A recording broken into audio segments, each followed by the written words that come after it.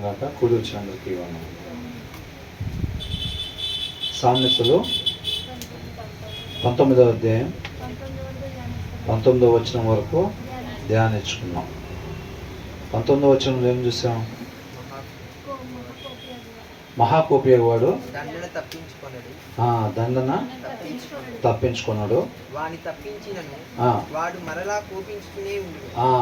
తప్పించునను ఏం చేస్తాడంట? అంటే మనం తప్పించాలా తప్పించకూడదా? మహాకోపియవాడు మస్ట్ పే ద పెనాలిటీ అని అన్నాడు. అవునా? దానికి సంబంధించి మనం ధ్యానించుకున్నాం కదా.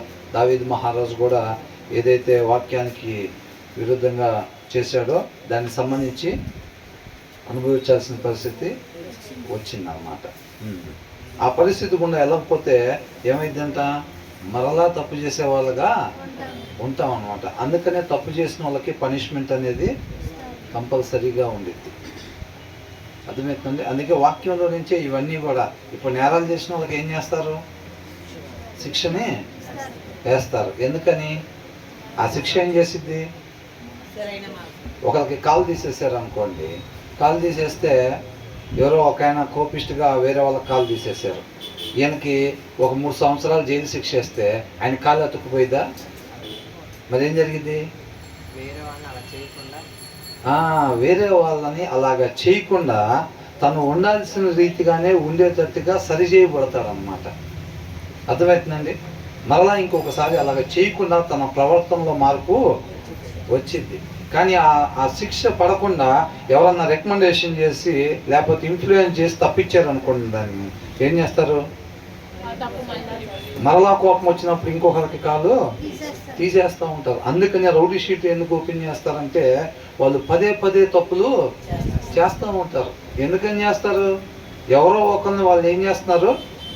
ఆ శిక్ష పడకుండా వాళ్ళ ప్రవర్తన మారకుండా ఏం చేస్తున్నారంట?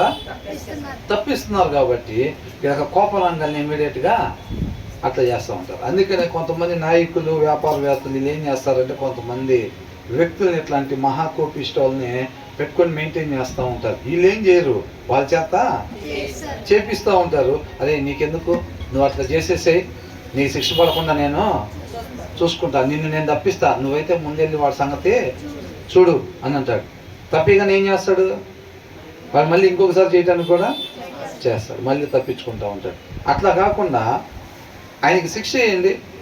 ఆయనకి శిక్ష వేసి తర్వాత ఎవరైతే పంపించారో ఆయన్ని మరలా పంపించమని చెప్పండి. ఇప్పుడు ఒక ఆయన ఉన్నాడు, ఎవరో ఒక వ్యాపారవేత్త లేకపోతే ఎవరో ఒక ఆయన డబ్బున్న ఆయన, ఒక ఆయన ఒక కోపిస్ట్ ఆయన్ని ప్రేరేపించి అరే వాడికి కాలు తీసేసే ఇట్లాగా అని చెప్పాడు. ఏదో చేయి తీసి ఒక కాలు తీసేసి ఆ మనిషిని లేపేసి అని ఏదో చెప్పాడు. దానికి సంబంధించిన శిక్ష పడింది ఆయనకి. కాకపోతే ఈయన తప్పించాలనుకున్నాడు, కానీ తప్పించలేకపోయాడు అనుకోండి. ఆయనకి 7 సంవత్సరాలు జైలు శిక్ష పడింది అనుకోండి. ఒకవేళ పడిన తర్వాత ఆయన మరలా వచ్చిన తర్వాత 8వ సంవత్సరంలో ఈయన మళ్ళీ ఇంకొకరి మీద పంపించమని చెప్పండి, ఆయన పోతాడేమో చూద్దాం. అసలు ఆయన పోటీ ఈయన పంపించిన ఎందుకని? ఆ శిక్ష అనుభవించాడు. ఆ పరిస్థితి గుండా వెళ్ళిన ఆయనలో మార్పు వచ్చేసిద్ది అనమాట. అవునా? ఇక ఈయన వెళ్ళమన్నా కానీ వెళ్ళడు. ఎవరన్నా పక్కన వాళ్ళు మనోడు ఉన్నాడు కదా, పోయినసారి వాడు కాలు తీసేసి 7 సంవత్సరాలు ఉండి వచ్చాడు కదా, వాడిని పంపి ఈసారి వీడెవడో మనకు వ్యతిరేకంగా తయారయ్యాడని అంటే వాడు పోయేటట్లేడు, ఆడికి మన మాట వింటలేదు, మన ఆఫీస్కి వెళ్ళి రావట్లేదు ఇంకాడు అని అంటాడు. ఎందుకని? పేమెంట్ ఇస్తారు కానీ లేదు.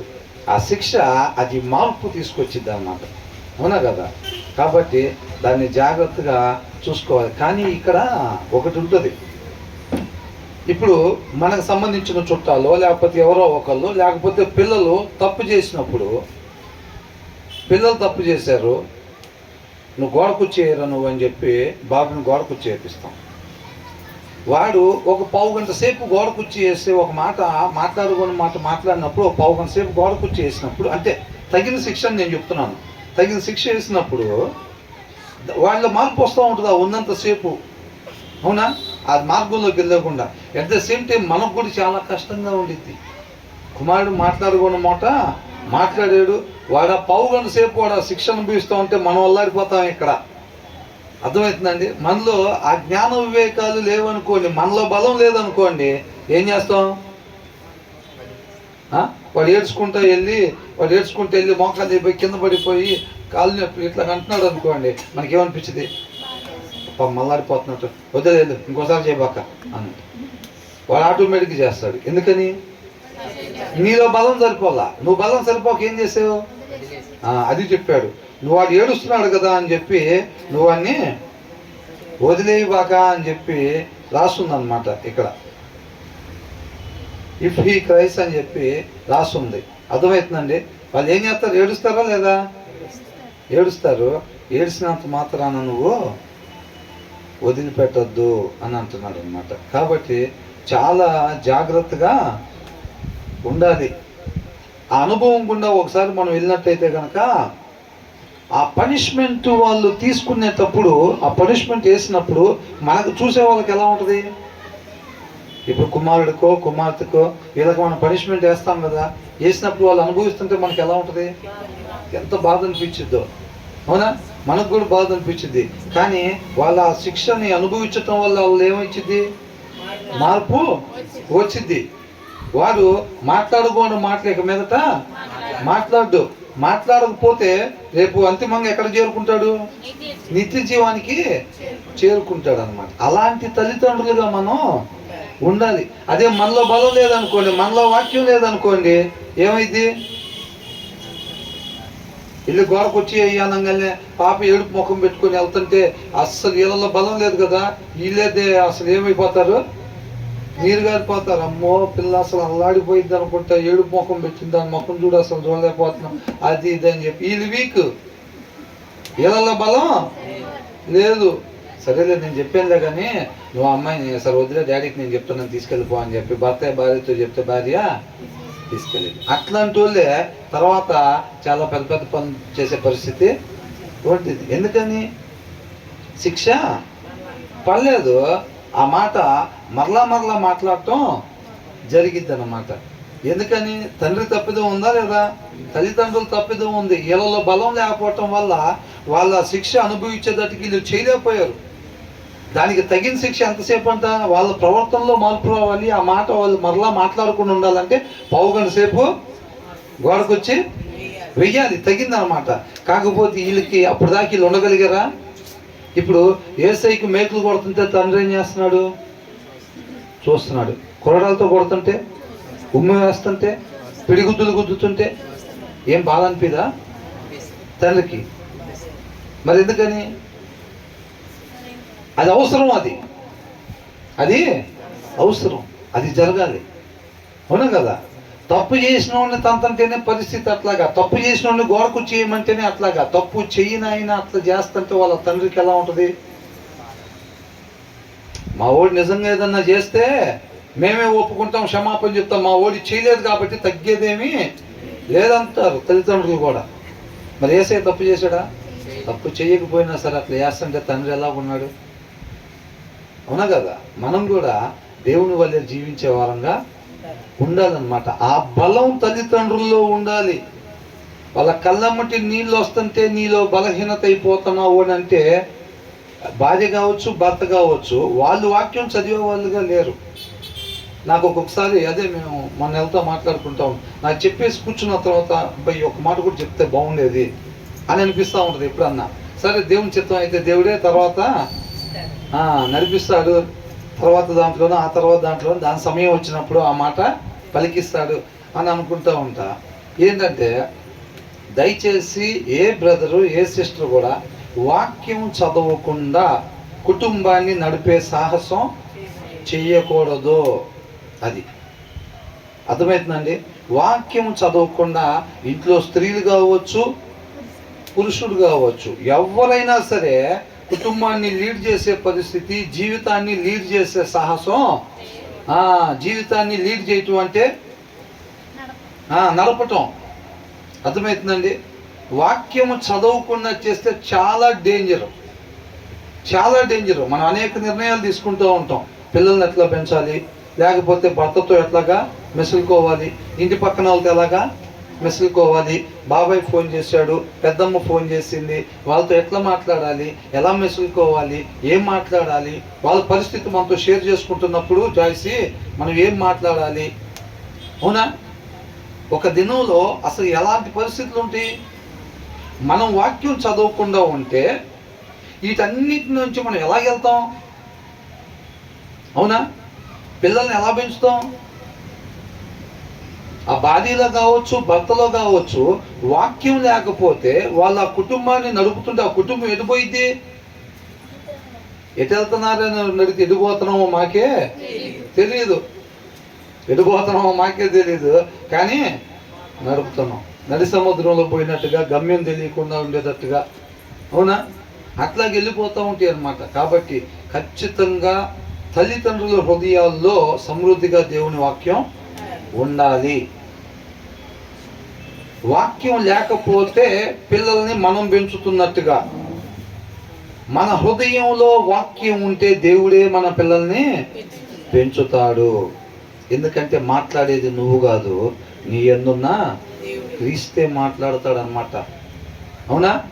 తండ్రి మాట యేసుక్రీస్తు వాక్యం అయి ఉన్న దేవుడు. అది ఎప్పుడైతే మన హృదయంలో పెట్టుకుంటామో, నువ్వు పిల్లలతో ఏ మాట మాట్లాడాలో ఆ మాట దేవుడే పలికిస్తాడు అన్నమాట. వాక్యం చదవలేదనుకోండి, నీకేది మంచిది అనిపించదో అది నువ్వు పిల్లలతో మాట్లాడతావు అంట. అర్థమవుతుందండి? మనకేది మంచిది అనిపించిందో అది మాట్లాడతాం. మనకు అనిపించింది మంచి, అది మంచిది అవ్వచ్చా? అవ్వచ్చు, కాకపోవచ్చు కూడా. కానీ దేవుడే మాట్లాడుతున్నాడు అనుకోండి, తప్పు రావచ్చా? తప్పు అనేది రాదు. కాబట్టి మనం ఎప్పుడు నడిపే ప్రయత్నం చెయ్యకూడదు, నమ్మి విశ్వసించాలన్నమాట. అర్థమవుతుందండి? కాబట్టి భార్య భర్త ఇద్దరు వాక్యం చదవాలి. వాళ్ళు చదువుతున్నప్పుడే వాక్యమై ఉన్న దేవుడు వాళ్ళని నడుపుతున్నట్టుగా, ఆ కుటుంబాన్ని నడుపుతున్నట్టు, ఆ స్త్రీని నడుపుతున్నట్టు, ఆ పురుషుణ్ణి నడుపుతున్నట్టు, ఆ పిల్లల్ని కూడా నడుపుతున్నట్టు. అదనమాట మన జీవితాల మీద, మన కుటుంబం మీద అధికారిగా ఆయనే నడిపిస్తున్నట్టు. మనం ఎప్పుడైతే వాక్యం చదవకుండా ఈ పరిస్థితులన్నింటి నుంచి వెళ్తామో, మనకు కరెక్ట్ అనిపించింది బాబాయ్ ఫోన్ చేసినప్పుడు బాబాయ్తో మాట్లాడతాం. మనకు కరెక్ట్ అనిపించింది పిల్లల్ని ఇలా చేస్తే, ఇలా పెంచితే బాగుంటుంది, వాళ్ళతో ఇలా మాట్లాడితే బాగుంటుంది, రెడీ అయ్యే లోపలే ఇంటికి వచ్చిన తర్వాత ఒక హాఫ్ అన్ అవర్ టైం ఉంటే వాళ్ళతో ఇలా మాట్లాడితే బాగుంటుంది అని మనకు అనిపించింది అనమాట. మన ముందు ఒక దారి ఉంటుందంట, ఆ దారి చివరికి ఎక్కడికి దారి తీసిద్దంట? నిత్య నరకాగ్నికి దారి తీసిద్ది. అది మనకు యథార్థంగా కనపడిద్ది, కానీ అది చివరికి ఎక్కడికి తీసుకెళ్ళిద్దంట? నిత్య నరకాగ్నికి తీసుకెళ్ళి. మనం అనుకుంటాం అల్లాడిపోతున్నాం, పాపం వదిలే వాళ్ళని తీసుకెళ్ళి అనుకుంటాం. కరెక్ట్గానే చేసాం, వాడు ఇంకోసారి మాట్లాడు, మార్పు వచ్చి ఉంటుంది, ఏడ్చేడు పాపం అని అనుకుంటాం. వచ్చిందా? మనకు చూస్తానికి అది ఎట్లా అనిపించింది? కరెక్ట్గా అనిపించింది అది. అవునా? కానీ ఫైనల్గా ఎక్కడికి తీసుకెళ్ళిద్ది? అది తగిన స్థాయిలో శిక్ష పడకపోవటం వల్ల వాళ్ళు మరలా చేసే స్థాయికి వెళ్ళిపోతారన్నమాట. అర్థమవుతుందండి? కాబట్టి నేను కూడా చదవాలా వాక్యం? నేను వర్షిప్ నడిపిస్తా కదా, నేను వాక్యం చెబుతా కదా, నేను పాటలు పాడతా కదా, నేను ప్రార్థన చేస్తా కదా, నేను అంతా అక్కడ సామాన్య అరేంజ్మెంట్ చేస్తా కదా, నేను కూడా చదవాల్సిందే నా వాక్యం. ఎవరైనా సరే వాక్యం చదవాల్సిందే. అప్పుడే వాక్యం అయి ఉండే దేవుడు మనల్ని నడిపిస్తాడు. అప్పుడు మనం ఎలా పెంచాలి, భర్తతో ఎలా మాట్లాడాలి, ఆ జ్ఞాన వివేకాలు వస్తాయి అన్నమాట. మనం నడిపాము అని అంటే ఒకటే. మనం నడపటం అంటే ఏం లేదు, వాక్యం చదవకుండా ఉంటే చాలు. మనకే తెలియకుండా మనమే నడుపుతూ ఉంటాం. దావీదుకి తెలియదు తెలుసా విషయం? బెత్షెబాను చూసినప్పుడు, ఆమెను పిలిపించేటప్పుడు మనుషులను పంపించి తీసుకొని రండి అనేటప్పుడు నేను శరీరాన్ని అనుసరిస్తున్నాను అన్న విషయం దావీదుకి తెలియదు. వాళ్ళ భర్త చనిపోయేటట్టుగా ఆర్డర్స్ పాస్ చేసినప్పుడు, లెటర్ రాసి పంపించేటప్పుడు ఇదంతా నేను శరీరాన్ని అనుసరిస్తున్నట్టుగా దావీదుకి తెలియదు. మనకు కూడా మన హృదయంలో వాక్యం లేనప్పుడు నాకు మంచిది అనిపించేదాన్ని నేను ఇంప్లిమెంట్ చేస్తున్నాను అనే విషయం మనకి తెలియదు. అర్థమవుతుందండి? కీర్తనలో 11 దాంట్లో ఉండేటట్టుగా దావీదుకు ఉండే ధైర్యం ఏంటంట, నేను వాక్యానుసారం ఉంటున్నాను కాబట్టి ఆయన నాకు తోడుగా ఉంటాడు, ఆయన దయాదాక్షిణ్యాలు నాకు ఎల్లప్పుడూ తోడుగా ఉంటాయి, ఆయన ఉగ్రత నా మీదకు రాదు, నేను ఆయన మాట ప్రకారంగా జీవిస్తున్నాను కాబట్టి. అదే ఆయనకు ఉండే ధైర్యం. మనం కూడా ఏంటంటే ఆయన మాటను మన హృదయంలో ఎప్పుడైతే పెట్టుకుంటామో ఖచ్చితంగా నేను నా పిల్లల్ని సరైన మార్గంలోనే నడిపిస్తాను, దాంట్లో డౌటే లేదు. ఇంకా ఎందుకు, ఏంటి నీకు అంత నమ్మకం? ప్రతిదీ కూడా ఇక్కడి నుంచి వచ్చింది, డ్రైవింగ్ సీట్లో నుంచి వచ్చింది. నేను ఎప్పుడు డ్రైవింగ్ సీట్ ఆయనకి అప్పు చెప్పేశాను. డ్రైవింగ్ సీట్లో ఆయన కూర్చుని ఉన్నాడు, అది నా ధైర్యం. పొద్దున్నే లేజీగా లేటుగా లేచి హడావుడిగా డ్రైవింగ్ సీట్లో ఆయన కూర్చోబెట్టే టైం లేదని చెప్పి వాక్యం చదవకుండా నేనే పట్టుకుని స్టీరింగ్ అటు ఇటు తిప్పుకుంటా వెళ్ళిపోయావు అనుకోండి, ఉంటుందా ధైర్యం? లేదు. అది అనుభవపూర్వకంగానే తెలిసిద్ది అన్నమాట. కాబట్టి ఆ సాహసం మనం ఎప్పుడు కూడా చేయకూడదు. చదవలేని వాళ్ళు ప్రతిరోజు కూడా వాక్యాన్ని పెట్టుకొని వినండి, అర్థమవుతుందండి. ప్రార్థన చేసుకోండి. సత్యవాక్యం ఎవరెవరి ద్వారా చెప్పబడతా ఉందో ఆ రిసోర్స్ను వాడుకుంటా చక్కగా ఆడియో బైబిల్స్ ద్వారా కానీ లేకపోతే చక్కగా చెప్పగలిగే వాళ్ళు కానీ అలాంటివి పెట్టుకొని వినాలి. జీవం మీద నిజంగా మనకి నిరీక్షణ ఉంటే కనుక కంపల్సరిగా మనం వినాలి, అర్థమవుతుందండి. చదవగలిగిన వాళ్ళు అయితే కనుక కంపల్సరీగా చదవాలి. వాక్యము చదవకుండా ఈ భూమి మీద ఎవరు మంచి అనేది చెయ్యలేరు. ప్రధానమంత్రి కావచ్చు, ముఖ్యమంత్రి కావచ్చు, ఎవరైనా సరే, ఆర్డినరీ పర్సన్ అయినా కావచ్చు, అర్థమవుతుందండి. కాబట్టి వాక్యం చదవండి.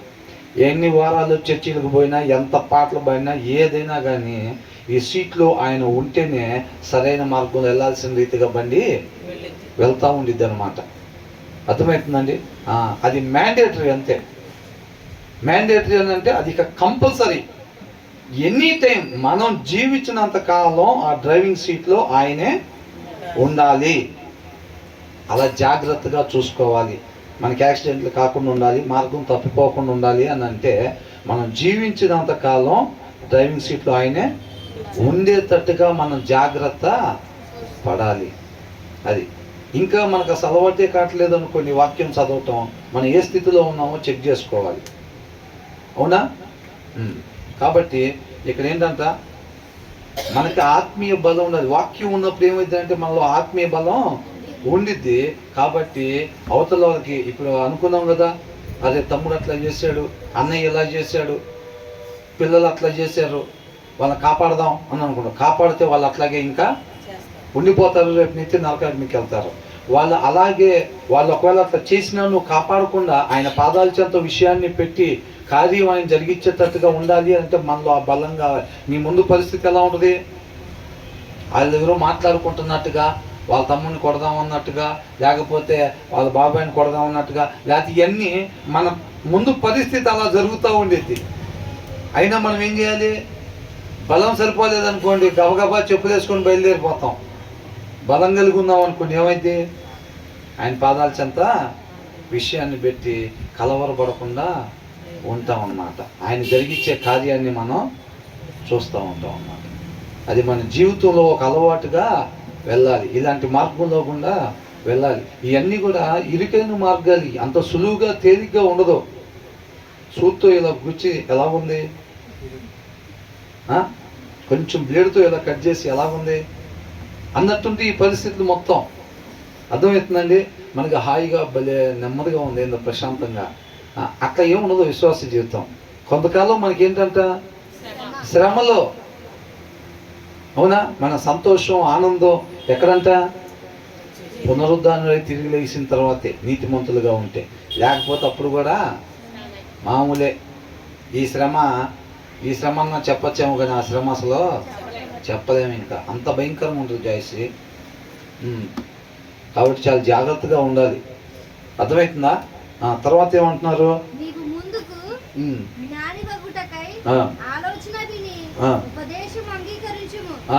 ఏంటంట? Listen to advice. సలహాని అంటే ఏం చేయాలంట? వినాలి. సలహాని అంటే దేవుడి మాట. మనిషి అసలు ఎవరు సలహా వినాలి? సృష్టికర్త యొక్క సలహాన్ని వినాలి. ఒక మనిషి దేవుడి యొక్క మాటను విని దాని ప్రకారంగా నడుచుకోవాలి. మనం ఏమనుకుంటే ఇప్పుడు ఆపరేటర్ రిమోట్ పట్టుకొని లెఫ్ట్ అంటే మన కారు లాంటి వాళ్ళం అనమాట.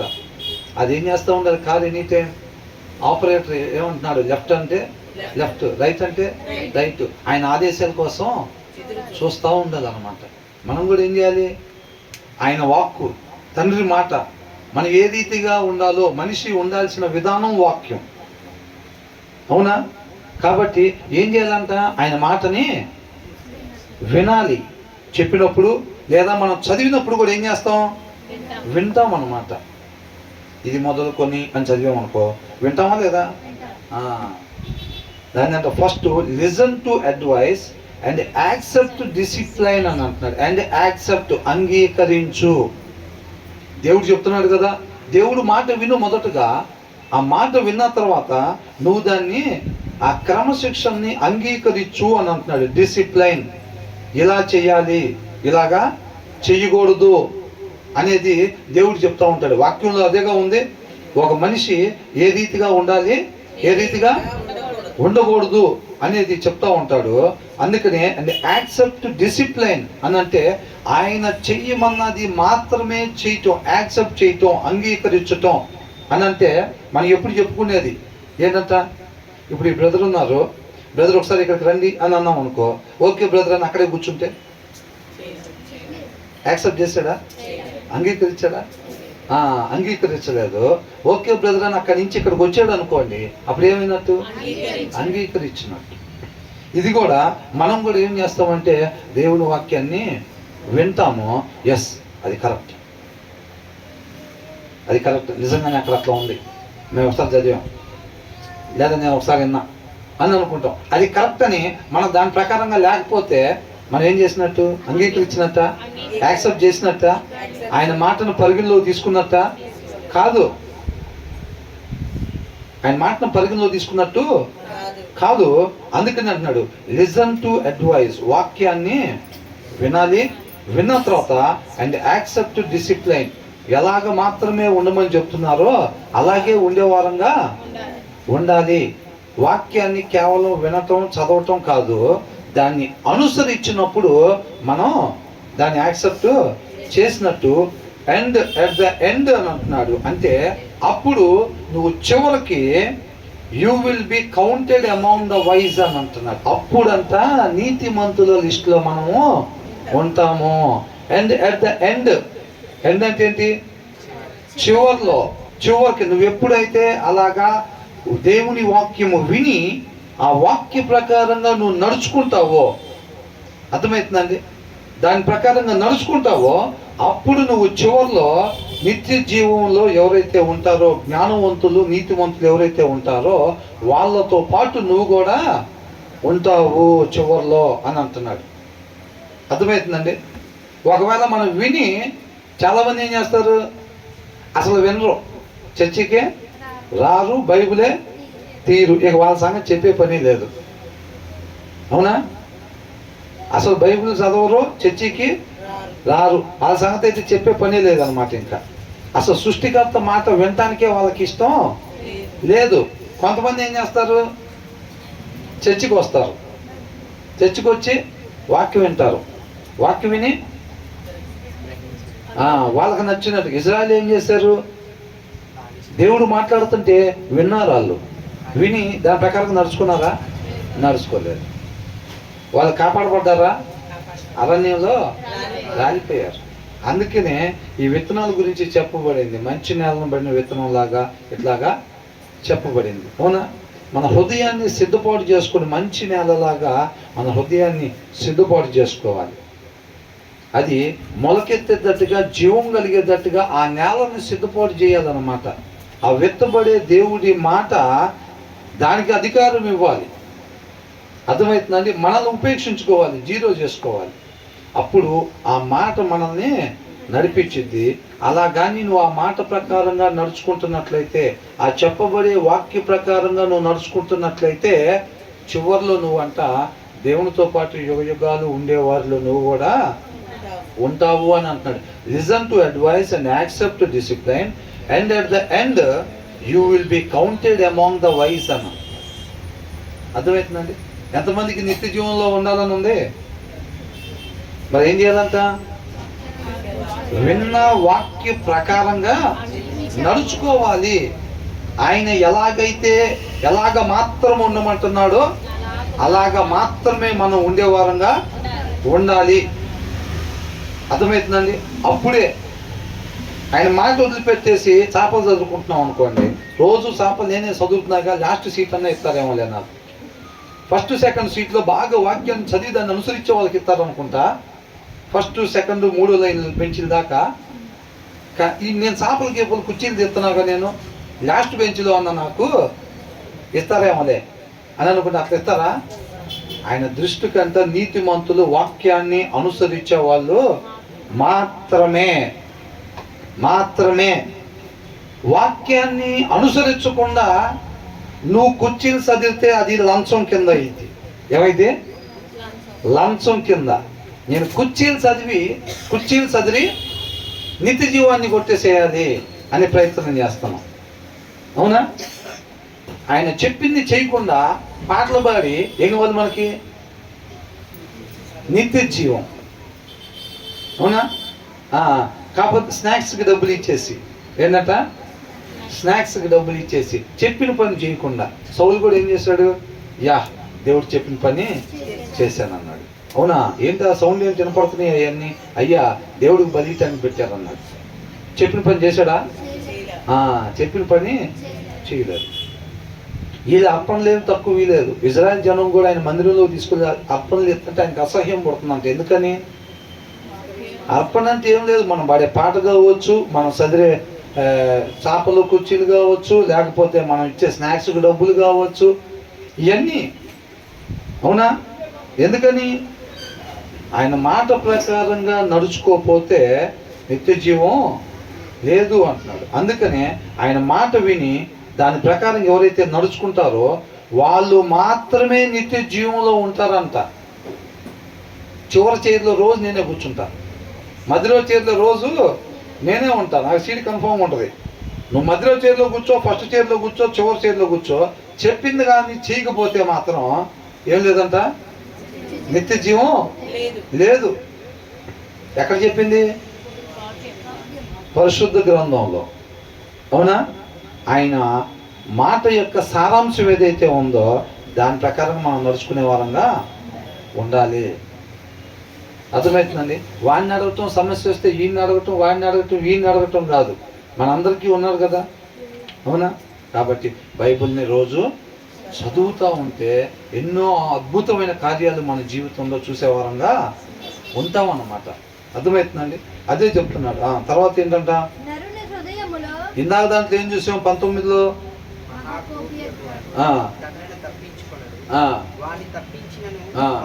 అవతల పనిష్మెంట్ ఇస్తున్నా సరే అది అవసరం అని చెప్పి తెలిసేటట్టు ఉండాలి. ఆ జ్ఞాన వివేకాలు ఉండాలి తల్లిదండ్రులకి, ఆ బలం కూడా ఉండాలి వాళ్ళకి. అవునా? ఇప్పుడు దీంట్లో ఏం చూసాం?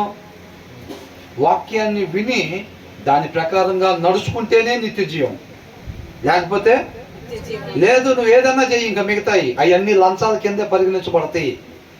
అవన్నీ నువ్వు క్యారల్స్కి వెళ్తావా, లేకపోతే ఇంకొకటి చేస్తావా, డప్పు కొడతావా, సాపులు ఎత్తుతావా, పాటలు పాడతావా, లేకపోతే ఇంకొకటి చేయి. చెప్పింది చేయకపోతే ఏమైందంట? లంచం కిందే అది. అందుకనే దేవుడు దాన్ని యాక్సెప్ట్ చేయాల. వీళ్ళందరూ తీసుకొచ్చే కానుకలు దేవుడు అసహ్యం పడుతుంది అన్నారు. ఎందుకు? వాళ్ళు తెచ్చినవి ఏం పాడైపోయినాయి ఏం తేలాళ్ళు, మంచిగా తెచ్చారు. కానీ ఆయన మాట ప్రకారం ఉండకుండా ఒక్కొక్కరు పండ్లు, ఒక్కొక్కరు కానుకలు, ఒక్కొక్కరు అయ్యి చర్చిలోకి అయ్యవసరమా 5 కుర్చీలు ఇచ్చా, 2 ఫ్యాన్లు ఇచ్చా, నాకు కాకపోతే ఎవరికి ఇస్తారు నిత్య జీవం? మిగతా వాళ్ళు ఎవరు ఇలా? మా చర్చిలోంచి 2 నెత్తబడితే ఖచ్చితంగా దాంట్లో నేను ఒకడు ఉంటా. ఎవరు మోసం చేశారు? వాళ్ళ నాళ్ళే మోసం చేసుకున్నారు. అవునా కదా? వాళ్ళ నాళ్ళే మోసం చేసుకున్నారు అన్నమాట. అది కాబట్టి అలా ఉండకూడదు. ఆయనగా తెలుసుకోవాలి. సత్యాన్ని చక్కగా 10,000 మందిలో ఆయన ఉన్నా సరే అంట అవలేలగా ఆయన గుర్తుపడతాడంట. అంతేనే. అవునా కదా? పరమగీతాల్లో ఉందా లేదా? పాట కూడా ఉంది కదా, మంచి పాట. అవలేలగా ఆయన గుర్తుపడతాడంట. అంటే ఏంటి? ఎన్ని అబద్ధ బోధల్లో అయినా సరే సత్యాన్ని మనం చక్కగా గ్రహించగలగాలన్నమాట. అది మొన్న పాస్టర్ గారు చెప్తున్నారు. ఏమంటున్నారు? సంగీతం తెలిసిన వాళ్ళు చక్కగా అవతల వాళ్ళు ప్లే చేస్తుంటే అబ్బా ఎంత బాగుంది అసలు హాయిగా అని అంటే, ఎక్కడన్నా కొంచెం తేడా కొట్టంగానే ఇక్కడ డిస్టర్బెన్స్ వచ్చింది, అక్కడ సరి చేసుకో. ఈ జడ్జీలు ఉంటారు చూసారా, అంటే జనాలకి ఈ పాటల పోటీలు అవి పెడతారు కదా, అట్లా జడ్జీలు కూర్చుంటారు కదా, అది పాడుతుంటే ఎంత హాయిగా కరెక్ట్గా ఉంటుంది. అది ఆ ఫ్లో ఎక్కడన్నా కొంచెం తేడా పడంగానే వాళ్ళకి ఏమంటారు, పలానా దగ్గర సరి చేసుకోవాలండి, నువ్వు అక్కడ కానీ ఆ ప్లేస్ ఒకటి ఈ ప్లేస్ ఒకటి సరి చేసుకున్నావు అంటే నెంబర్ 1 మిగతాదంతా అని అంటారు. మనం కూడా ఎప్పుడైతే వాక్యం చదువుతూ ఉంటామో, ఎక్కడన్నా వాక్యం చెప్పబడుతూ ఉందనుకోండి, మనకు అర్థమైపోతూ ఉండిద్ది, మన సత్యాన్ని పట్టేసేస్తూ ఉంటాం.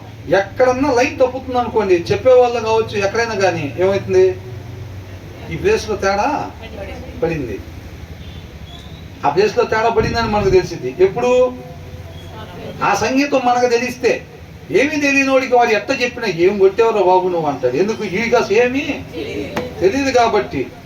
తెలుసు అనుకోండి, ఇప్పుడు వాక్యం చదవకుండా వచ్చి కూర్చున్నామంటే ప్రతి ఒక్క అయ్యగారు పెద్ద అయ్యగారే. వాక్యం చదువు కూర్చుంటే తేలిపోయింది అయ్యగారు సంగతి ఏంటో, అవునా? మన వాక్యం చదువుతూ వస్తున్నాం అనుకోండి, అప్పుడు మనం కూర్చుంటుంటే మనకు అర్థమైపోయిద్ది. అయిపోగానే బ్రదర్ని అడగాలి వెళ్ళి కూర్చోగానే అని అనుకుంటాం లేదా? ఎందుకంటే క్లారిఫికేషన్ కావాలి కదా, అక్కడ ఏదో కొంచెం కలవలేదు, లైన్ కలవలేదు కాబట్టి దాని గురించి మనం తెలుసుకోవాలి, అవునా కదా? సత్యాన్ని మనమే వెతికి కనుక్కొని దాన్ని మనం వెంబడించే వారంగా ఉండాలి. కాబట్టి మనం వాక్యం తరచుగా చదవాలి. చదవకపోతే ఎవరు ఏది చెప్తే దాన్నే సత్యం అని దొంగ నోటి ఇచ్చి ఒరిజినల్ అని చెప్తే ఏం చెప్తాం, జాగ్రత్తగా దాచిపెట్టి బీరువాలో పెట్టమని చెబుతాం, అంతేనా కదా? అట్లా జరుగుతాయి అన్నమాట. కాబట్టి జాగ్రత్తగా చూసుకోవాలి. తర్వాత ఏమంటున్నారు, ఎన్ని ఉంటాయంట? 1-2 ఆలోచనలు ఉంటాయా, 3 ఉంటాయా, 4 ఉంటాయా? తెంపు లేకుండా ఉంటాయంట ప్లాన్లు. మనం ఒక్కసారి తన్నామంటే ఏం లేదు, ఇక మబ్బులే, అవునా? ప్లాన్లు మాత్రం తెంపు ఉన్నది అంతే. అన్ని ప్లాన్లు ఉంటాయి మన దగ్గర, కానీ ఏం జరిగిద్దంట,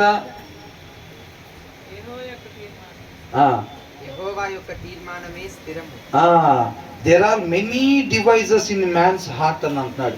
అనేక ఆలోచనలు ఉంటాయి అన్నమాట మనిషికి, అర్థమవుతుందండి? కానీ మనం చెయ్యాల్సింది ఏంటంటే, నెవర్త్లెస్ the council of the lord that shall stand అని అంటున్నాడు. నెవర్త్లెస్, అయినప్పటికీ.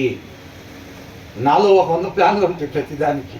ఇప్పుడు ఈ బ్రదర్కి తనలో కూడా ఇంకొక 100 ప్లాన్లు ఉంటాయి, ఆ బ్రదర్కి ఇంకొక 100 ప్లాన్లు ఉంటాయి, మనకు అన్ని ప్లాన్లు ఉంటాయి అన్నమాట.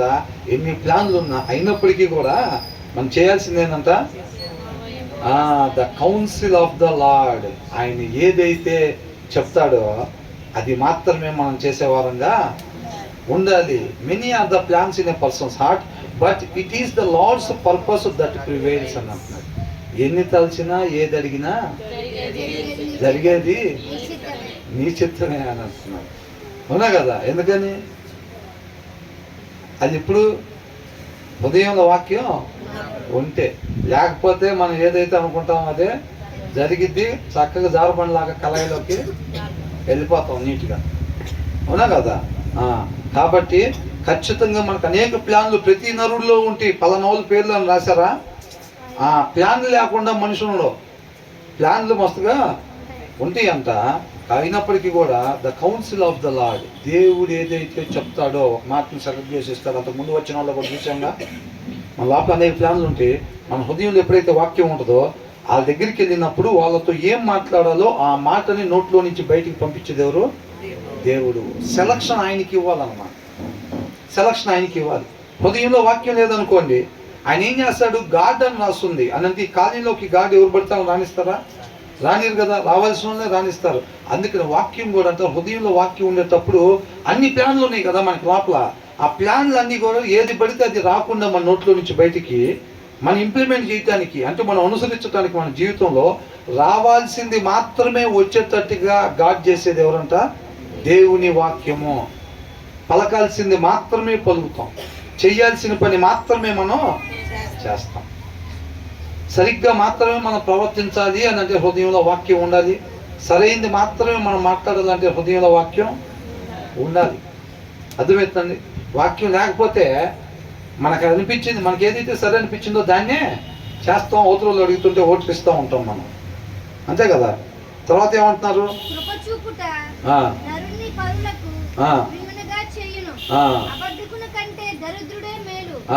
What a person desires is అని అంటున్నాడు. ఒక మనిషి కోరిక ఏంటంటే అన్ఫెయిలింగ్ లవ్ అన్నాడు. అర్థమవుతుందండి. అన్ఫెయిలింగ్ లవ్ అని అంటే దేవుని యొక్క ప్రేమ. What a person desires is, మనం ఏం కోరుకుంటాము అని అంటే, ఒక మనిషి what a persons desire is, ఒక మనిషి కోరిక ఏంటంటే అని అంటున్నాడు. ఒక మనిషి కోరిక ఏంటంటే, ఆ మనిషి ఈ మనిషి ఆ మనిషి కాదు, ప్రతి మనిషి కోరిక ఏంటంటే is unfailing love, better to be poor than A liar అని అంటున్నాడు. దేవుడి ప్రేమతో ఇతరులు నన్ను ప్రేమించాలి అని చెప్పి కోరుకుంటూ ఉంటాడు అనమాట. వాళ్ళు నన్ను కొట్టాలి, వీళ్ళు నన్ను తిట్టాలి, వీళ్ళు నన్ను అసహించుకోవాలి, వీళ్ళు నన్ను ద్వేషించాలి, అట్లా అనుకుంటామా? మరి ఏమనుకుంటాం? వీళ్ళు నన్ను స్వార్థం లేకుండా ప్రేమించే వాళ్ళకు ఉండాలి, వీళ్ళు కూడా స్వార్థం లేకుండా నాకు మేలు చేసేవారుగా ఉండాలి, వీళ్ళు నా మంచి కోరుకునే వాళ్ళుగా ఉండాలి, వాళ్ళు కూడా అట్లా కోరుకుంటాం అందరి నుంచి మనం. అర్థమవుతుందండి. అంటే వీళ్ళు నా పట్ల జాలి చూపించాలి, వీళ్ళు నా పట్ల కరుణ చూపించాలి, వీళ్ళు నా పట్ల వాత్సల్యత చూపించాలి, అది కోరుకుంటాడంట మనిషి. నీ తోటి మనిషి, నీ తోటి సహోదరుడు ఏం కోరుకుంటాడంట? అన్ఫెయిలింగ్ లవ్, ఇదే కోరుకుంటాడు. ఈ బ్రదర్ దగ్గర నుంచి నాకు కరుణ చూపించాలి, దయ చూపించాలి, జాలి చూపించాలి, వాత్సల్యత, ఇవన్నీ ఎక్కడి? దేవుల్లో ఉండే గుణలక్షణాలు అన్నమాట. అర్థమవుతుందండి. అంటే ఒక మనిషి తోటి మనిషిలో నుంచి దేవుని యొక్క గుణలక్షణాలే కావాలని కోరుకుంటున్నాడు. వాక్యం లేకుండా ఉంటే వస్తాయి చూసారా? ద్వేషం, కల్మషం, కోపం, పగ, కుట్ర, నిందలేయటం, అవమానించటం, ఇవన్నీ ఎక్కడి నుంచి వస్తాయి? వాక్యం లేని హృదయంలో నుంచి వస్తాయి. ఇవి ఎవరు కూడా కోరుకోరు అనమాట. తోటి సహోదరుడి దగ్గర నుంచి ఎవరు కూడా వీళ్ళు నా మీద ఏదైనా నిందేస్తే బాగుండు అని అనుకుంటారా? వీళ్ళు నా మీద కోపగించుకుంటే బాగుండు, వీళ్ళు నాతో మాట్లాడకుండా ఉంటే బాగుండు, వీళ్ళు నన్ను ద్వేషించుకుంటే బాగుండు, అసలు నన్ను చూడకూడదని అందరూ అనుకుంటే అట్లా ఎవరు అనుకుంటారా? కాబట్టి ప్రతి ఒక్కరు దేవుని యొక్క గుణలక్షణాలు ఏవైతే ఉన్నాయో ఆ లక్షణాలు ఇతరులు నా పట్ల చూపించాలి అని అనుకుంటారు అన్నమాట. అర్థమవుతుందండి. అంటే నా సహోదరుడు ఏం కోరుకుంటున్నాడు? నా సహోదరు ఏం కోరుకుంటుంది? నేను క్రీస్తు వలె ఉండాలని కోరుకుంటుంది. ఏంటంట? మనం క్రీస్తుని అనుసరించినప్పుడు, మనం వాక్యాన్ని ధ్యానించి మన జీవితం మీద అధికారం ఆయనకి ఇచ్చి మన డ్రైవింగ్ సీట్లో ఆయన్ని కూర్చోబెట్టాలి అని కోరుకుంటున్నారు అన్నమాట. చూసారా? ఒక మనిషి తోటి మనిషి నుంచి ఏం కోరుకుంటున్నాడంట? అందుకనే అంటున్నాడు, నిన్ను వలే నీ పొరుగు వారిని ప్రేమించు. ఎందుకంటే ఆ మనిషి ఆ ప్రేమను నుంచి కోరుకుంటున్నాడు. దేవుడు ఎందుకు ఇచ్చాడు ఆజ్ఞ అర్థమవుతుందా? దేవుడు ఎందుకు ఇచ్చాడు? నిన్ను వలే నీ పొరుగు వారిని ప్రేమించని ఆజ్ఞ ఎందుకు ఇచ్చాడంట? ఆ మనిషి ఎదుటి మనిషి ఏం కోరుకుంటున్నాడంట?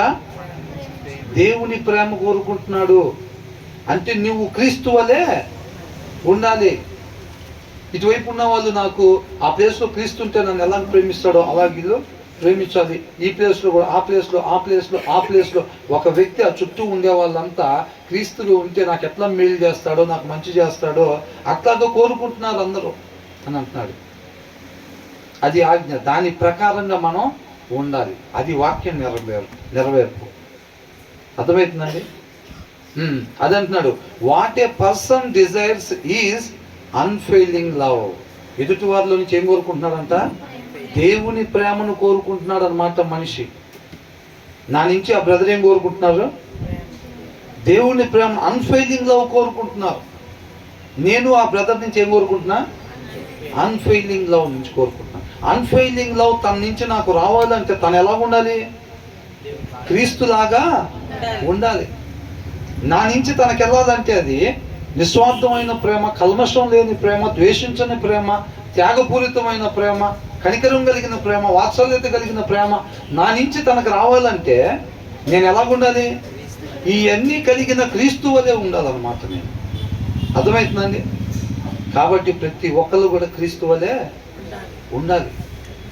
అప్పుడు క్రీస్తు వలె ఉంటే క్రీస్తు ఎలాగున్నాడు? ఆయన బస్తా బియ్యం తెచ్చుకొని తినటానికి లేదు. ప్రతి పూట శిష్యులు ఆహారం తీసుకొని రావాలి. ఆహారం తీసుకురావటానికి అని చెప్పి వెళ్ళాడంట. శిష్యులు వెళ్ళారు. తండ్రి చిత్తాన్ని నెరవేర్చి ఆయన తృప్తిపరచబడ్డాడు. అవునా? నీకు ఆహారం తీసుకొద్దామని వెళ్ళామంటే ఈ లోపల ఎవరన్నా భోజనం పెట్టినట్టున్నారులే అని అనుకున్నారంట వాళ్ళు. ఉన్నా కదా? అంటే ఈయన కొనటానికి ప్లేస్ ఉందంట. నక్కలకు బొరియలు, ఆకాశ పక్షులకు ఈయనకు చిన్న పాకాన్ని ఉందంట. నేను ఆ పాకలో ఉంటాం, మీరు రాలేరన్నారా? వాటికన్నా ఇవి ఉన్నాయేమో కానీ నాకు అది కూడా లేదు. అంటే క్రీస్తు వల్లే జీవిస్తే ఏముంటాయి అంటే ఇక్కడ ఏముండవు నీ దగ్గర. అందుకనే పక్కన రాశాడు, ఏమని రాశాడు దాంట్లో సగం నుంచి, better to be poor than A liar. తెలుగులో చదవండి. దరిద్రుడు అని అంటే క్రీస్తు వలె జీవించటం అని అంటే ఎలాగవుతాం మనం? దరిద్రుడు అంటే ఏ దరిద్రుడు? పేదవాళ్ళం అయిపోతాం. క్రీస్తు వలె ఖచ్చితంగా అర్థమవుతుంది. చూడండి మనకి ఇక్కడ 50వ ఫ్లోర్లో కూర్చొని క్రీస్తు వలె జీవిస్తున్నాను ఏంటంటే వాళ్ళు ఎవరంట? అబద్ధికులు. క్లియర్గా ఉంది ఇక్కడ, అవునా? దాని పక్కనే what a person desires is, మీ పొరుగు వారిని నుంచి ఏం కోరుకుంటున్నా అంటే దేవుడి ప్రేమని కోరుకుంటున్నాడు. అప్పుడు మనం దేవుని వల్లే జీవించే వారు ఉండాలి. క్రీస్తు వల్లే జీవించాలి అని చెప్పి పొరుగువాడు కోరుకుంటున్నాడు అనమాట. అర్థమవుతుందండి? నువ్వు అలా జీవించేటప్పుడు బెటర్ టు బి పూర్, పేదవాడిగా ఉండటం మేలు. దేనికన్నా? అబద్ధం ఆడేవాడి కన్నా. ఇప్పుడు నేను పని చేస్తున్నాను, ఆ పని చేసే దగ్గర ఒక 50 లక్షలు 60 లక్షలు 70 లక్షలు కస్టమర్లు కడతా ఉంటారు, ఈ కంపెనీకి అందిస్తూ ఉంటాం మేము. ఒక 50 లక్షలు లేకపోతే ఒక 70 లక్షలు కట్టారు అనుకోండి, నేను చిన్న అబద్ధం ఈలేదని చెప్తే ఏమైంది? నేను పేదవాడిగా ఉంటానా ధనికుడిగా ఉంటానా? పేదవాడికి ఎందుకు ఉంటా? ఆ డబ్బులు నేను ఇస్తే ఈలేదని చెప్తే ఆ డబ్బులు ఎవరి దగ్గర ఉంటాయి? నా దగ్గరే ఉంటాయిగా. అప్పుడు నేను పేదవాడిలాగా ఉంటానా? ఎలా ఉంటా? ధనికుడు లాగుంటాను. అబద్ధం ఆడి ధనికుడిలాగా నువ్వు ఉండేదానికన్నా క్రీస్తు వలె జీవించి నువ్వు పేదవాడిగా ఉండటం మేలు, బెటర్, మంచిది, ఉండాల్సిన తీరు అని. అర్థమవుతుందండి? అందుకనే అంటున్నాడు, నువ్వు నన్ను పోలి జీవించాలని చెప్పి మళ్ళీ ధనికుడిగా ఉండాలని చెప్పి నువ్వు ఆశపడబాక, రెండు జరగవు అని అంటున్నాడు. అప్ అండ్ డౌన్ ఉంది చూసారా? వాడు కిందకుంటే ఒకటి ఎట్లా ఉంటుంది? పైకి ఉంటుంది, అవునా కదా? అది కిందకు వస్తే ఇది పైకి వెళ్తుంది, రెండు పైకి వెళ్తే, అవునా కదా? అట్లా ఉండిద్ది అనమాట. మనం ప్రభువా మేము క్రీస్తుని వెంబడించాలి, నిన్ను వెంబడించాలి నాయనా, నీ ఎందుకు మేము తన్మయం చెందాలని చెప్పి చెప్పుకొని మళ్ళీ అట్ ద సేమ్ టైం ఇక్కడ మేడల మీద మేడలు వేయాలని అనుకుంటున్నాం అనుకోండి. అదే ఇప్పుడు నేటి క్రైస్తవంలో బాగా జరుగుతూ ఉండిద్ది. ఏంటంట? మినిమం కార్ లేకపోతే ఎట్లా బ్రదర్? మినిమం ఒక ఇల్లు ఉండద్దా బ్రదర్? మినిమం సూట్ బ్రదర్, వాక్యం చెప్పేవాళ్ళం. మినిమమే కాదు, మినిమం హారం బ్రదర్, మినిమం పట్టు చీర. ఈ రోజులు ఎవరికి లేవండి, ఆమెకైతే 15 ఉన్నాయి. 3 పట్టు చీరలు లేక అడిగింది. ఏమడిగాం మేము? ఏంటంట? 3 పట్టు చీరలు మినిమం అడిగాం. కానీ భక్తుల్లో ఎట్లా ఉండాలి? బిల్లీ గ్రామ్ గారి కన్నా తక్కువ ఉంటాకైతే ఇవ్వలేదండి. ఏంటంట? బిల్లీ గ్రామ్ గారి కన్నా తక్కువ ఉండటానికైతే వీల్లేదు. ఎక్కడ కూడా మినిమం 3 ఫ్లోర్లు అన్నా ఉన్నారు. వాళ్ళు 3 ఫ్లోర్లు వేస్తారు అనుకోండి, వాళ్ళకన్నా ఎక్కువ మేమేం కోరుకోవట్లేదండి. కనీసం వాళ్ళలాగా ఉండాలనుకుంటాం, దాంట్లో తప్పే ఉంది. అది మినిమం కదా. వాళ్ళు వేసారు అనుకోండి, మేము వాళ్ళకన్నా ఎక్కువ కట్టాలని ఏం ఆశపడతలేదండి. బైబుల్లో అట్లా ఆశపడకూడదని ఉంది. మేమేదో వాళ్ళకలాగా మేము కూడా ఉండాలనుకుంటున్నాం, ఒక 6 ఫ్లోర్లు వేసుకుని అంతే. ఏంటంట? వాళ్ళకలాగా వీళ్ళు కూడా ఒక 6 ఫ్లోర్లు వేసుకుని ఉందాం అనుకుంటున్నారు అంతే. పాపం తగ్గింపు స్వభావం కలిగిన వాళ్ళు, అవునా కదా? అది చెప్తున్నారు. మన ప్రయత్నం అంతా రెండోటేసారి పైకి ఉండాలని చూస్తాం, అవునా? మనం క్రీస్తు వలె అన్నప్పుడు ధనికంగా ఎలా ఉంటాం? ఆర్థికంగా ఎలా ఉంటాం? పేదవాడిగా ఉంటాం. మన ప్లాన్ ఎలా ఉంటుందంటే ఇటు ఆత్మీయంగా క్రీస్తు వలె ఉండాలి, ఇటు ఆర్థికంగా కూడా బ్రహ్మాండంగా ఉండాలి. ఇది మనం ఈ షేప్ ఇష్టపడతాం తప్ప ఈ షేప్ని ఇష్టపడం. అది అంటున్నాడు. ఆయనగా తెలుసుకోవటం అంటే అది ఇది అయితే మనం డిసైడ్ అయిపోవాలి. అబ్బాయి మనం ఇది కావాలనుకున్నామంటే అవతల కిందకే ఉంటుంది. ఇక మన మైండ్లో డిసైడ్ అయిపోవాలన్నమాట. అది అర్థమవుతుందండి? అట్లా కాకుండా ఇటు ఉండాలి అటు ఉండాలనుకుంటే అయ్యే పని కాదు. అది తప్పుడు బోధ. మీకు ఐలేవా క్రీస్తు దగ్గరికి రా. ఒకప్పుడు ఏమి లేకుండా వచ్చాడు. ఆ దేశాల్లో ఉంది ఇప్పుడు వ్యాపారాలు, 60 దేశాలకు విస్తరించింది నీ దగ్గరికే వస్తుంటే. చర్చికి నీ దగ్గరికే వస్తే 6 దేశాలకు వెళ్ళి 60 దేశాలకు వెళ్తాడు, క్రీస్తు దగ్గరికి మాత్రం వాడు. అవునా? ఏం లేని ఆయన వచ్చాడు, 6 దేశాల్లో వ్యాపారం విస్తరించబడిందంట, ఇంకా అక్కడికే పోతుంటే 60 దేశాలకు పోయింది. ఈయన మాత్రం నిత్య జీవనం వాడు. అర్థమైందా? ఎక్కడికి వెళ్తాడు? అంత కన్ఫామ్గా ఎందుకు వెళ్తాడు? వాళ్ళ పాస్టర్ గారు ముందే వెళ్ళి పేసి వస్తారు ఆయన కోసం. నేను అంటున్నాను కాదండి, ఉన్నది ఉన్నట్టుగా చెప్పాలి అక్కడ ఎవరైనా కానీ. అవునా కదా? కాబట్టి మీకు అయిలేవా ఇలేవా ఇక్కడికి రండి, వీళ్ళకి ఒకప్పుడు ఏం లేవు రామ్మస. నేను ఒకసారి అంతకుముందు ఇక్కడికి ప్రేయర్స్కి వెళ్ళినప్పుడు అది ప్రేయర్ చేస్తారంటే వెళ్తే ఒకప్పుడు ఏమండి మాకేం లేదు ఇట్లా వచ్చింది. అవునా, ఇట్లా స్టేజీ మీదకి రా, స్టేజీ మీదకి రా అని చెప్పి ఆ కెమెరా ఆయన పిలిచి సాక్ష్యం రికార్డ్ చేయి. సాక్ష్యం రికార్డ్ చేస్తే వాక్యానికి ముందు వేసుకోవచ్చు అని. ఎక్కడెత్తారంట? వాక్యానికి ముందు 2 సాక్ష్యాలు వేసారంటే వాక్యం తర్వాత 2 సాక్ష్యాలు వేస్తే హిట్ అయినట్టేనా కదా? ఇంకా మధ్యలో వాక్యం అంతా ఫట్ అయినా సరే బొమ్మ మాత్రం హిట్ అయింది ప్రోగ్రాం. అరగంట సేపు టీవీలో టెలికాస్ట్ చేసామంటే ముందు 2 సాక్ష్యాలు వెనక 2 సాక్ష్యాల మీద ఆడేసిద్ది అది బొమ్మ.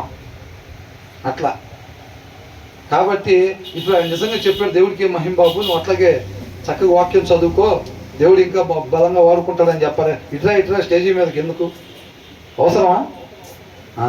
కాబట్టి ఆయన మాట ఎవరి దగ్గరికి వెళ్ళాలి వాళ్ళ దగ్గరికి పంపిస్తాడు. మనం ఆ ప్రయత్నాలు చేయకూడదు. మనం ప్రేరేపించు అని మ్యూజిక్లు పెట్టి ధనాధన దునాదున అని చెప్పి అంత పరిశుద్ధాత్మ మన చుట్టూ తిరుగుతుంది అదేని అనుకుంటా లైట్లు వేసి ఇడిది పడిదిప్పుతుంటే ఇటు నుంచి ఇటు పోయి వచ్చినట్టున్నాడు పరిశుద్ధాత్మ. నాకు ఇప్పుడే వెళ్ళి వచ్చాడు, నాకు కూడా వచ్చాడు. ఇందాక పచ్చకున్నాడు ఎర్రకున్నాడు అని నాకు కూడా ఎర్రటాయన ఒక ఆయన వచ్చాడు, పచ్చటాయన, అన్ని లైట్లే. అవునా కదా? అని చెప్పి కీబోర్డ్లు అవన్నీ పెట్టేసి దరదల్లాడిచ్చేసి వీళ్ళు క్రియేట్ చేస్తారు అక్కడ ఏం లేనట్టుగా. అవునా కదా? నువ్వు ఎప్పుడు క్రియేట్ చేయాలి? అక్కడ విషయం లేకపోతే నువ్వేదో విషయం క్రియేట్ చేసి వాళ్ళని ప్రేరేపించే ప్రయత్నం చేయాలి. దాంట్లో లేని శక్తి ఎవరిలో ఏముంటుంది? ఉండిద్దా? మంచి జరిగిచ్చే శక్తి ఎవరిలో ఏమి ఉండదు. ఇట్లాంటివి ఉంటాయి దురాత్మ శక్తులు. బ్రహ్మాండంగా జరిగింది, భయంకరంగా జరిగింది. టెంట్లో నుంచి దూసుకుని వెళ్తున్నాయి, లైట్లు నాట్యం ఆడుతున్నాయి అంటే వస్తారా రారా? బ్రహ్మాండంగా వస్తారు. అట్లాంటివి ఏమీ చేయకూడదు. ఇక్కడ క్లారిటీగా అయితే ఉంది. ఒకటి మనం తీర్మానం తీసుకోవాల్సింది, మనం క్రీస్తు వలే ఉండాలి అని చెప్పి పొరుగువారు మన నుంచి కోరుకుంటున్నారు అన్నమాట. దేవుని ప్రేమ కావాలి మాకని పొరుగువాళ్ళు కోరుకుంటున్నారు. కాబట్టి నువ్వు నిన్ను వలే నీ పొరుగువారిని ప్రేమించు, అందుకు నువ్వు ప్రేమించు అని అంటున్నాడు. నువ్వు అలా ప్రేమించేటప్పుడు ఆటోమేటిక్గా నువ్వేమవుతావంట? లేనోడికి ఏం చేస్తాడు? సహాయం చేస్తాడు. నీకోసమే నీ టైం స్పెండ్ చేసుకోకుండా ఏం చేస్తావు? పక్కన వాళ్ళ కోసం కూడా టైము స్పెండ్ చేస్తావు. అప్పుడు ఏమైంది? నువ్వు ఇతరులాగా 3 స్టేర్లు 6 స్టేర్లు కట్టలేము మనం. అవునా? వాళ్ళకి సహాయం చేస్తాం, వాళ్ళ మీద కనికరం చూపిస్తాం, వీళ్ళ మీద జాయిన్ చూపిస్తాం. అప్పుడు నువ్వేంటంటే ఎప్పుడు కూడా సాధారణ వ్యక్తిగానే ఉంటాం అన్నమాట. అది మనం డిసైడ్ అవ్వాలి. అందుకనే కొంతకాలం శ్రమలు అంటున్నాం. మనం ఏం చేస్తామంటే ముందే సెటిల్ అయిపోవాలి, లైఫ్లో సెటిల్ అవ్వాలంటాం. అవునా? అలా ఉండకూడదు అనమాట. తర్వాత ఏమంటున్నారు? సరే, ఇక్కడి నుంచి మనం తర్వాత ధ్యానించుకున్నాం. ఇంతవరకు అయితే మాత్రం క్లారిటీగా మరలా ఒకసారి చూడండి. దేవుడి కృపను బట్టి మనకి ఆన్లైన్ అనేది ఉంది. కాబట్టి ఎవరికన్నా మరలా ఒకసారి వినాలి అని అనుకుంటే కనుక